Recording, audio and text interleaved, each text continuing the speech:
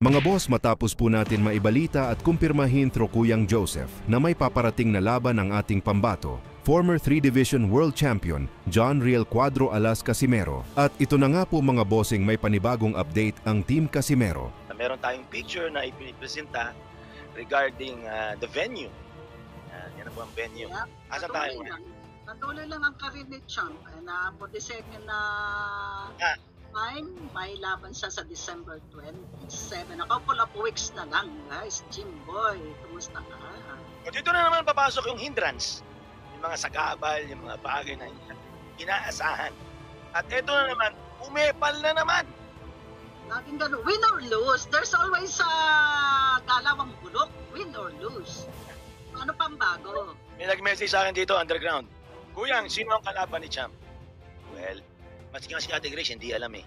No, hindi naman ako matanong eh.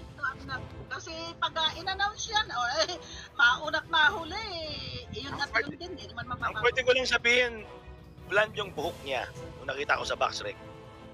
Blonde. Okay? Ngayon, hindi ko pwedeng sabihin kung anong nationality.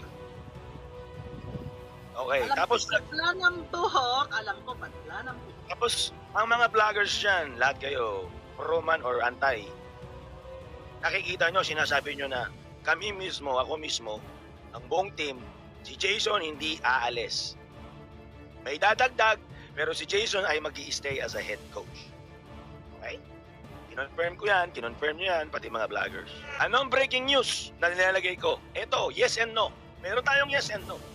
At meron tayong venue. And that's one reason of breaking news. I'm giving you the place na magkakaroon ng event this December 27, brought to you by Kameda Promotions.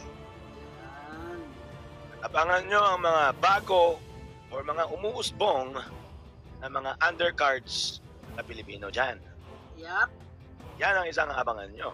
Samantala, may kumakalat nga po ngayon sa social media na di umano kawawa na nga raw ang estado ng career ni Casimero. Well, para sa personal kong opinion mga boss, paano naman naging kawawa ang estado ng career ni Casimero samantalang kakatapos lang ng kanyang laban nakaraan buwan?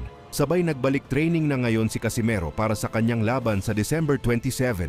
Kaya para po sa akin mga bossing, hindi kawawa ang estado ng career ni Casimero dahil milyones pa rin ang pera na pumapasok sa kanya. Pagdating naman sa career ni Casimero ay naging 3-Division World Champion na po ito. Samantala mga boss, napakaraming boksingero sa buong daigdig na retiro na lang na hindi man lang nakasungkit maski isang titulong pandaigdigan. Kaya para po sa akin mga bossing, bilang totoong boxing fan ay proud pa rin ako sa narating ni Casimero.